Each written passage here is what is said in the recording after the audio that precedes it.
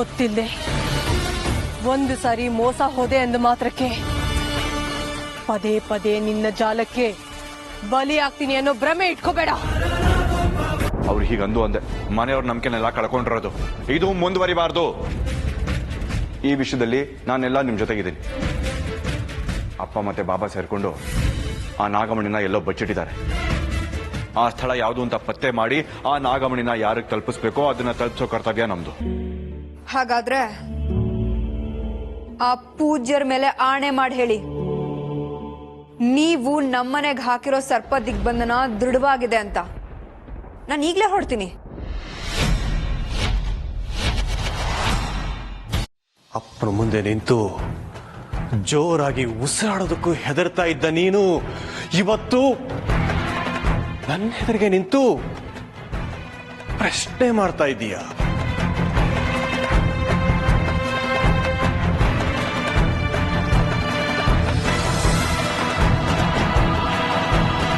ಎಷ್ಟು ಧೈರ್ಯ ನಿನಗೆ? ಇದು ಬರೀ ಧೈರ್ಯದ ಪ್ರಶ್ನೆ ಅಲ್ಲಪ್ಪ,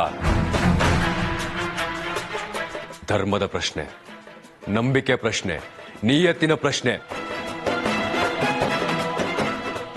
ನ್ಯಾಯದ ಪ್ರಶ್ನೆ. ಅದಕ್ಕೆ ಕೇಳ್ತಾ ಇರೋದು. ನಮ್ಮದಲ್ದೇ ಇರೋ ನಾಗಮಣಿ ನಮ್ಮ ಹತ್ರ ಇರಬಾರ್ದು ಅಷ್ಟೇ. ಎಲ್ಲಿದೆ ಅಂತ ಹೇಳಿ ಅಪ್ಪ.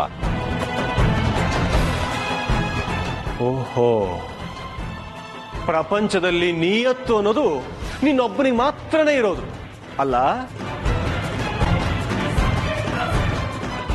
ಏನು ಇದೆಲ್ಲ ನಿನ್ನ ಹೆಂಡತಿ ಕುಮ್ಮಕ್ಕ? ಮಾತು ನಡೀತಾ ಇರೋದು ನನ್ನ ನಿಮ್ಮ ಮಧ್ಯೆ ಅಪ್ಪ. ಇದರಲ್ಲಿ ಅಮೃತ ಅವ್ರನ್ನ ಎಳ್ತಾ ಇರೋದು ನನಗಿಷ್ಟ ಆಗೋದಿಲ್ಲ.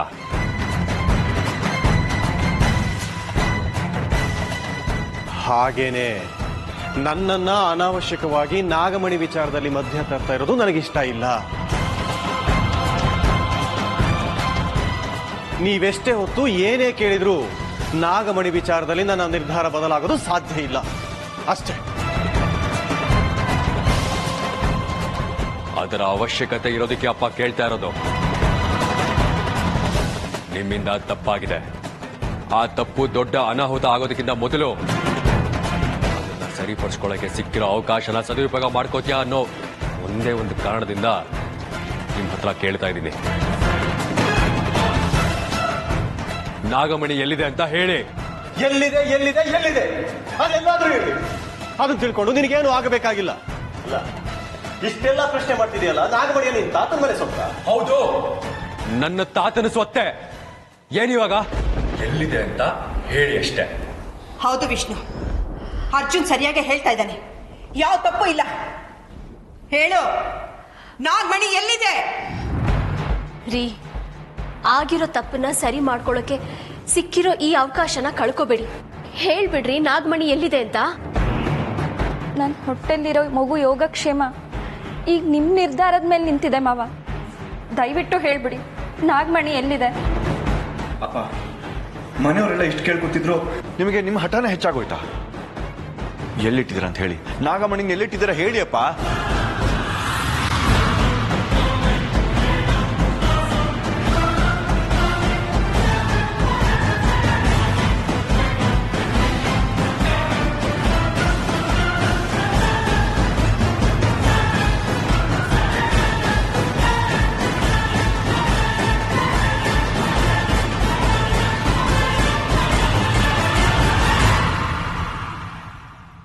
ಯಾಕೆ ಶಾಸ್ತ್ರಿಗಳೇ, ತಬ್ಬಿಬ್ಬಾಯ್ತಾ? ಆಣೆ ಮಾಡಿ ಹೇಳಿ ನಿಮ್ ಗುರುಗಳ ಮೇಲೆ. ನಾನೀಗ್ಲೇ ಹೊಡ್ತೀನಿ. ಮಯೂರಿ, ಇದು ಅತಿ ಆಯ್ತು. ಇಂಥ ಸಣ್ಣ ವಿಚಾರಗಳಿಗೆ ಗುರುಗಳನ್ನ ತರೋದು ಸರಿ ಇಲ್ಲ ಅಂತ ಅನ್ನಿಸ್ತಾ ಇದೆ. ಗೊತ್ತಾಯ್ತು, ನೀನೇನ್ ಹೊರಡು. ಸಾಧ್ಯ ಇಲ್ಲ ಶಾಸ್ತ್ರಿಗಳೇ. ನಿಮ್ಮ ಕೆಲಸಗಳ ಬಗ್ಗೆ, ನಿಮ್ಮ ಕರ್ತವ್ಯಗಳ ಬಗ್ಗೆ ನಿಮಗೆ ಬದ್ಧತೆ ಇದೆ ಅನ್ನೋ ನಿಮ್ಮ ಮಾತನ್ನ ನಾನು ನಂಬೇಕು ಅನ್ನೋದಾದ್ರೆ, ದೇವ ಸಮಾನರು ಅಂತ ತಿಳ್ಕೊಂಡಿರೋ ನಿಮ್ಮ ಗುರುಗಳ ಮೇಲೆ ನೀವು ಆಣೆ ಮಾಡಿ ನಮ್ಮನೆಗೆ ಹಾಕಿರೋ ಸರ್ಪ ದಿಗ್ಬಂಧನ ದೃಢವಾಗಿದೆ ಅಂತ ನೀವು ಹೇಳಲೇಬೇಕು. ಆಗ್ಲೇ ನಾನಿಲ್ಲಿಂದ ಹೋಗೋದು. ಮಯೂರಿ, ಅನಗತ್ಯವಾಗಿ ವಿಚಾರ ನಾನೇನು ಎಳೆದಾಡ್ತಿದೀಯ ಅಂತ ಅನ್ನಿಸ್ತಾ ಇದೆ. ಯಾವುದು ಅನಗತ್ಯ? ನಮ್ಮನೆ ಸುರಕ್ಷತೆ ದೃಷ್ಟಿಯಿಂದ ನಾನು ಕೇಳ್ತಿರೋ ಪ್ರಶ್ನೆಗಳು ನಿಮ್ಗೆ ಅನಗತ್ಯನಾ? ಇಷ್ಟಕ್ಕೂ ನೀವೇ ನೆರವೇರಿಸಿದ್ದು. ಸತ್ಯವಾಗಿದ್ದೀರಿ ಅಂದಮೇಲೆ ಹಿಂಜರಿಕೆ ಯಾಕೆ? ಆಣೆ ಮಾಡಿ ಹೇಳಿ.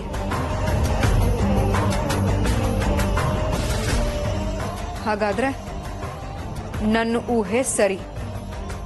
ನಿಮ್ಮ ಈ ಮೌನ ನನ್ನ ಎಲ್ಲಾ ಪ್ರಶ್ನೆಗಳಿಗೂ ಉತ್ತರ ಕೊಡ್ತಿದೆ ಶಾಸ್ತ್ರಿಗಳೇ. ಹೇಳಿ, ಯಾಕೆ ಹೀಗ್ ಮಾಡಿದ್ರಿ? ದಿಗ್ಬಂಧನ ತೆಗಿಯೋ ಕೆಲ್ಸನ ಯಾಕೆ ಮಾಡಿದ್ರಿ? ಮಾತಾಡಿ. ಮಯೂರಿ, ಇದು ಬಹಳ ಗಹನವಾದ ವಿಚಾರ. ಈಗ ನೀನು ಹೊರಡುವ ಸಮಯ ಆಗಿದೆ. ಬೆಳಕರದ ಮೇಲೆ ಇದರ ಬಗ್ಗೆ ಮಾತಾಡಬಹುದು. ನನ್ನ ಪ್ರಶ್ನೆಗಳಿಗೆ ಉತ್ತರ ಸಿಗೋವರೆಗೂ ನಾನಿಲ್ಲಿಂದ ಹೋಗಲ್ಲ. ಹೇಳಿ, ನಮ್ಮನೆಯವರು ನಿಮ್ಮ ಮೇಲಿಟ್ಟಿರೋ ನಂಬಿಕೆನ ಕಳ್ಕೊಳ್ಳೋ ಅಂತ ಕೆಲಸ ಯಾಕೆ ಮಾಡಿದ್ರಿ? ಮಯೂರಿ, ವಿಚಾರನ ಅರ್ಥ ಮಾಡ್ಕೊಳ್ಳದೆ ಮನಸ್ಸಿಗೆ ಬಂದ ಹಾಗೆ ಮಾತಾಡೋದು ತಪ್ಪಾಗತ್ತೆ. ಹೊರಡಬೇಕಾದ ಸಮಯ ನಿನಗೆ ಬಂದಿದೆ, ಹೊರಡು. ತಪ್ಪ? ನಾನ್ ತಪ್ಪು ಮಾಡ್ತಿದ್ದೀನ? ತಪ್ಪು ಮಾಡ್ತಿರೋದು ನೀವು ಶಾಸ್ತ್ರಿಗಳೇ. ನಾವು ನಿಮ್ ಮೇಲಿಟ್ಟಿದ್ದ ನಂಬಿಕೆಗೆ ದ್ರೋಹ ಮಾಡಿದಿರಾ. ನಮ್ಮ ಭರವಸೆನ ಕಳ್ಕೊಂಡಿದ್ದೀರಾ. ತಪ್ಪು ಮಾಡಿರೋರ್ನ ರಕ್ಷಿಸಕ್ ಹೋಗಿ ನೀವು ತಪ್ಪು ಮೇಲೆ ಮತ್ತಷ್ಟು ದೊಡ್ಡ ತಪ್ಪು ಮಾಡ್ತಾ ಇದ್ದೀರಾ. ಮಯೂರಿ, ಸಾಕು, ನಿಲ್ಸು. ಯಾರಿದನ್ನೆಲ್ಲ ನಿನ್ ತಲೆಗೆ ತುಂಬಿದ್ದು? ಯಾರು ಯಾಕೆ ತುಂಬಬೇಕು ಶಾಸ್ತ್ರಿಗಳೇ? ಮಂತ್ರದಂಡದಲ್ಲಿ ಇದ್ದಿದ್ದ ದಿಗ್ಬಂಧನನ ಅಮೃತ ತೆಗ್ದಿದ್ದು ನಾನೇ ಖುದ್ದಾಗಿ ನೋಡಿದ್ದೀನಿ.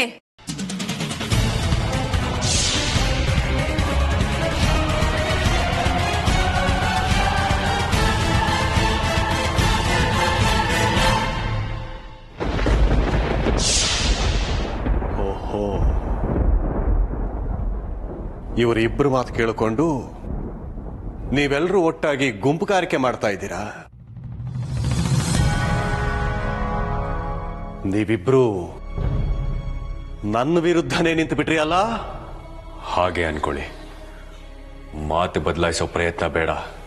ನಾಗಮಣಿ ಎಲ್ಲಿದೆ ಅಂತ ನಮ್ಮೆಲ್ರಿಗೂ ಗೊತ್ತಾಗಬೇಕು ಅಷ್ಟೇ. ಅದೆಲ್ಲಿರಬೇಕೋ ಅಲ್ಲಿದೆ.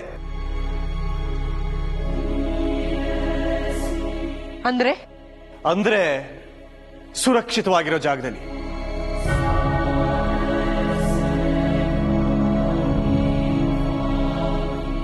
ಯಾರ ಕಣ್ಣಿಗೂ ಬೀಳದೆ ಇರೋ ಜಾಗದಲ್ಲಿ, ಯಾರ ಕಪಿ ಮುಷ್ಟಿಗೂ ಸಿಗದೆ ಇರೋ ಜಾಗದಲ್ಲಿ.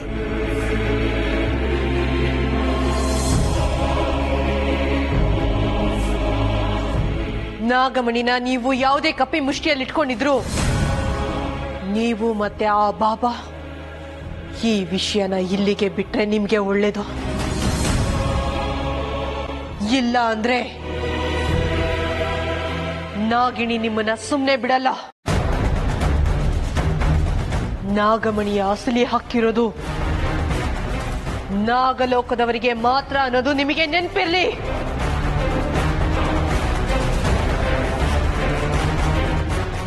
ಏನು? ನಾಗಲೋಕದವರ?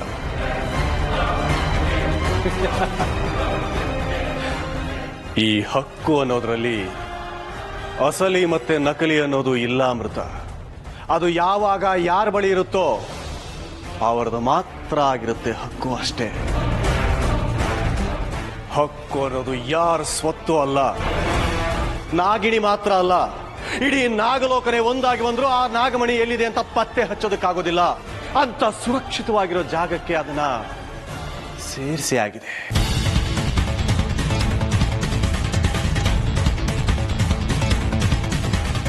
ಅದನ್ನೇ ಕೇಳ್ತಾ ಇರೋದು ಅಪ್ಪ.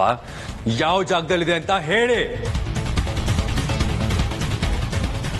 ಅದನ್ನು ಮಾತ್ರ ಯಾವುದೇ ಕಾರಣಕ್ಕೂ ಯಾರಿಗೂ ಹೇಳೋದಿಲ್ಲ ಅರ್ಜುನ್.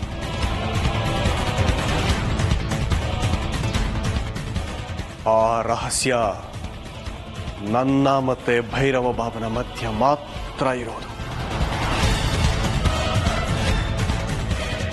ಭೈರವ ಬಾಬಾ ಈಗ ಅದಕ್ಕೆ ಶಕ್ತಿ ತುಂಬೋ ಕೆಲಸವನ್ನ ಮಾಡ್ತಾ ಇದ್ದಾರೆ. ಆ ಕೆಲಸ ಪೂರ್ತಿ ಆಗೋವರೆಗೂ ಆ ಜಾಗದಲ್ಲಿ ನಾಗಮಣಿ ಸುರಕ್ಷಿತವಾಗಿರುತ್ತೆ. ಯಾರು ಎಷ್ಟೇ ಹರಸಾಹಸ ಮಾಡಿದ್ರು ನಾಗಮಣಿ ಇರೋ ಜಾಗನ ಪತ್ತೆ ಹಚ್ಚೋದಕ್ಕೆ ಸಾಧ್ಯ ಇಲ್ಲ.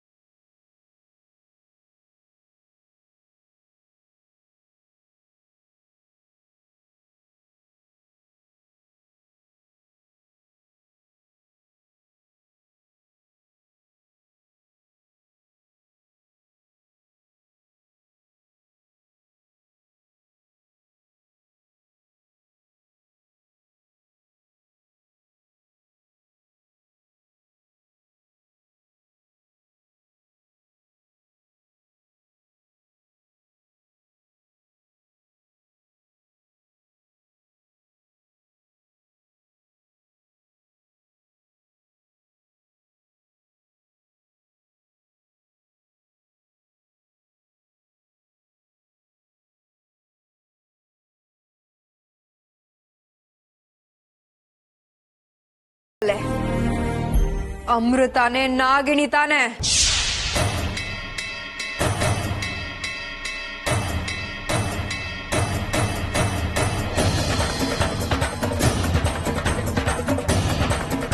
ಅದಕ್ಕೆ ತಾನೆ ನೀವು ಮುಖ ಕೊಟ್ಟು ಮಾತಾಡದೇ ಇರೋದು.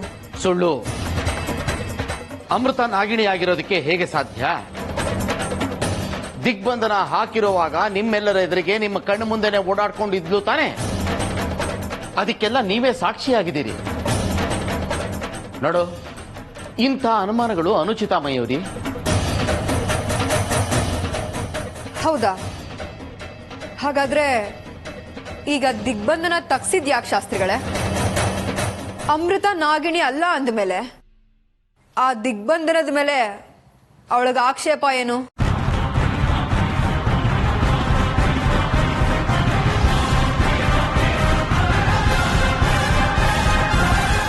ಉತ್ತರ ಇಲ್ಲ ಅಲ್ವಾ? ಹೇಗಿರೋಕ್ ಸಾಧ್ಯ? ನನಗೆಲ್ಲ ಅರ್ಥ ಆಗಿದೆ. ನೀವಿಬ್ರು ಸೇರಿ ನಮ್ಮ ಎಲ್ಲರಿಂದ ಯಾವ್ದೋ ದೊಡ್ಡ ರಹಸ್ಯನ ಮುಚ್ಚಿಟ್ಟಿದ್ದೀರಾ ಅನ್ನೋದು. ಅದು ಏನು ಅಂತ ಖಂಡಿತ ನಾನು ಕಂಡು ಹಿಡ್ದೇ ಹಿಡಿತೀನಿ. ಮಯೂರಿ, ತಪ್ಪು ಮಾಡ್ತಾ ಇದೀಯಾ? ನಿನ್ನ ಮಿತಿಗಳನ್ನ ಅರ್ಥ ಮಾಡಿಕೊಂಡು ಅಮೃತನ ವಿಚಾರಕ್ಕೆ ಹೋಗದೆ ಇರೋದೇ ಉತ್ತಮ. ಹಾಗೊಂದು ವೇಳೆ ನೀ ಏನಾದರೂ ಅವಳು ವಿಚಾರಕ್ಕೆ ಹೋದ್ರೆ ಅಪಾಯನ ಮೈ ಮೇಲೆ ಎಳ್ಕೊಂಡ ಹಾಗೆ. ಅಮೃತ ಬಗ್ಗೆ ಇಷ್ಟೆಲ್ಲ ಎಚ್ಚರಿಕೆ ಕೊಡ್ತಿದ್ದೀರಾ ಅಂದ್ರೆ ಅವಳೇ ನಾಗಿಣಿ ತಾನೆ?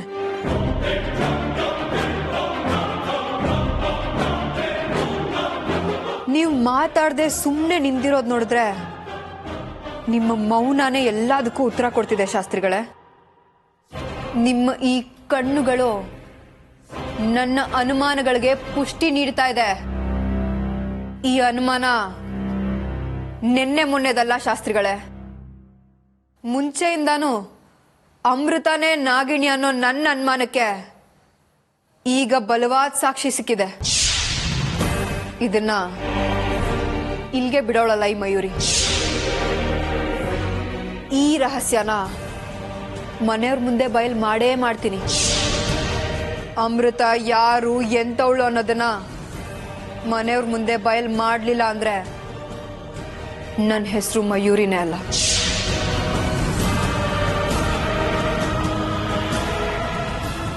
ಸತ್ಯ ಅನ್ನೋದು ಕೆಂಡ ಇದ್ದಾಗೆ ಶಾಸ್ತ್ರಿಗಳೇ, ಮುಚ್ಚಿಟ್ಟಷ್ಟು ಸುಡುತ್ತೆ ಅನ್ನೋದನ್ನ ಮರಿಬೇಡಿ. ಅಮೃತನ್ ಸತ್ಯ ಬಯಲಾಗೇ ಆಗತ್ತೆ, ಅದು ಈ ಮಯೂರಿಯಿಂದ.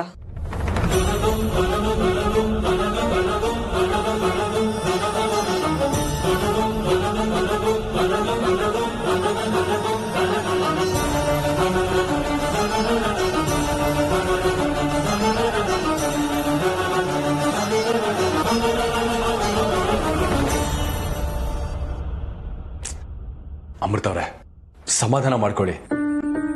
ಕೋಪ ಮಾಡ್ಕೊಳ್ಳೋದ್ರಿಂದ ಏನೂ ಪ್ರಯೋಜನ ಇಲ್ಲ. ಅಪ್ಪನ ಮಾತುಗಳಿಂದ ನಿಮಗ್ ಮಾತ್ರ ಅಲ್ಲ, ಇಡೀ ಮನೆಯವ್ರಿಗೆ ಬೇಜಾರಾಗಿದೆ. ಅವ್ರ ಹತ್ರ ಮತ್ತೆ ನಾನು ಮಾತಾಡ್ತೀನಿ. ಇವಾಗ ಸ್ವಲ್ಪ ಕೋಪದಲ್ಲಿದ್ದಾರೆ. ಬೇಡ ಅರ್ಜುನ್ ಅವರೇ, ಅವ್ರ ಹತ್ರ ನಾನೇ ಮಾತಾಡ್ತೀನಿ. ಮಾವನಿಗೆ ನನ್ನ ಬಗ್ಗೆ ವಿಶೇಷವಾದ ಗೌರವ ಇದೆ, ವಿಶೇಷವಾದ ಪ್ರೀತಿ ಇದೆ. ನಾನು ಹೇಳಿದ್ರೆ ಅವ್ರು ಕೇಳ್ತಾರೆ. ನಾನೇ ಹೋಗಿ ಮಾತಾಡ್ತೀನಿ. ಇಲ್ಲ ಕಣ್ರಿ, ಅಪ್ಪನ ಕೋಪ ಎಂತದ್ದು ಅಂತ ನಿಮ್ಗಿನ್ನೂ ಗೊತ್ತಿಲ್ಲ. ಸುಮ್ಮನೆ ಮಾತು ಬೆಳೆದ್ರೆ ಕಷ್ಟ ಆಗುತ್ತೆ. ಆದ್ರೆ ಆಗ್ಲಿ ಬಿಡಿ. ಅಮೃತ ಅವರೇ, ಅಲ್ಲ ಯಾಕೆ ಇಷ್ಟೊಂದು ಗಾಬರಿ ಆಗ್ತಿದ್ದೀರಾ? ಮಾವ ಏನು ಹುಲಿನ ಅಥವಾ ಸಿಂಹನ? ಅಷ್ಟಕ್ಕೂ ಇನ್ನೊಂದ್ಸರಿ ಮಾತಾಡೋದ್ರಲ್ಲಿ ತಪ್ಪೇನಿದೆ? ನನಗೆ ಒಂದೇ ಒಂದು ಅವಕಾಶ ಕೊಡಿ. ನಾನು ಮಾವನ ಹತ್ರ ಹೋಗಿ ಮಾತಾಡಿ ತಿಳಿಸಿ ಹೇಳ್ತೀನಿ. ಅವರ ಹಠದಿಂದ ಈ ಮನೆಗೆ ಮುಂದೆ ಏನಾಗ್ಬೋದು ಅಂತ ನಾನು ಮನವರಿಕೆ ಮಾಡ್ತೀನಿ. ಮಾವ ಖಂಡಿತವಾಗ್ಲೂ ಅರ್ಥ ಮಾಡ್ಕೋತಾರೆ, ಆ ನಂಬಿಕೆ ನನಗಿದೆ.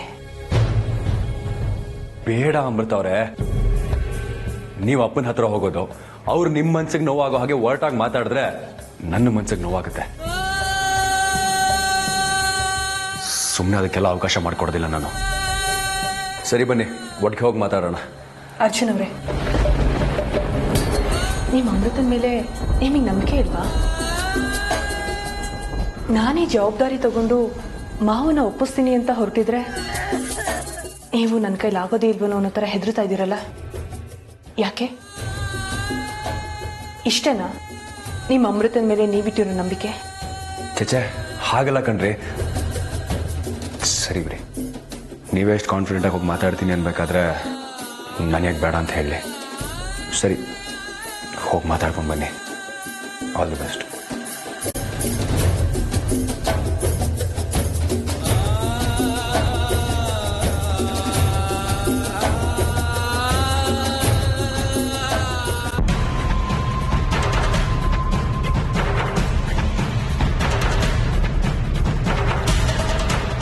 ಧರ್ಮದ ಪ್ರಶ್ನೆ, ನಂಬಿಕೆ ಪ್ರಶ್ನೆ, ನಿಯತ್ತಿನ ಪ್ರಶ್ನೆ, ಅದಕ್ಕೆ ಕೇಳ್ತಾ ಇರೋದು. ನಮ್ಮದಲ್ದೇ ಇರೋ ನಾಗಮಣಿ ನಮ್ಮ ಹತ್ರ ಇರಬಾರ್ದು ಅಷ್ಟೇ.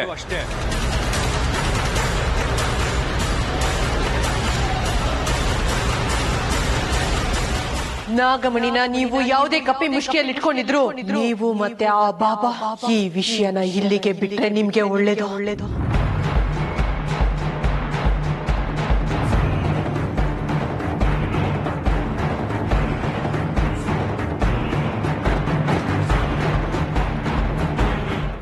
ಇಲ್ಲ ಅಂದ್ರೆ ನಾಗಿಣಿ ನಿಮ್ಮನ್ನ ಸುಮ್ಮನೆ ಬಿಡಲ್ಲ.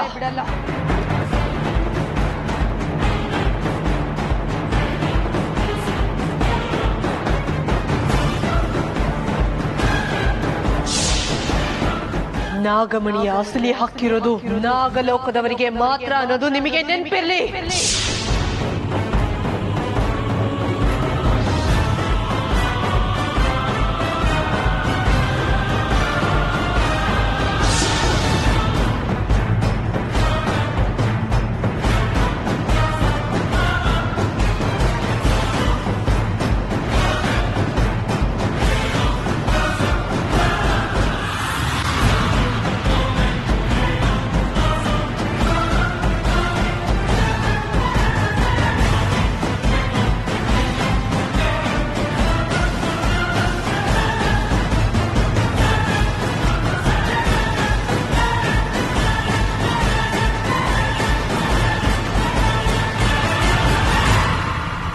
ಯಾರು ಏನೇ ಅಂದ್ರು, ಎಷ್ಟೇ ಎದುರಾದ್ರೂ ಜಗ್ಗೋನಲ್ಲ ನಾನು. ಆ ನಾಗಮಣಿ ಇರೋ ಸ್ಥಳದ ರಹಸ್ಯ ನನ್ನೊಂದಿಗೆ ಅಂತ್ಯ ಆಗಬೇಕೋ ಹೊರತು ಯಾವುದೇ ಕಾರಣಕ್ಕೂ ಆಚೆ ಬರಬಾರದು.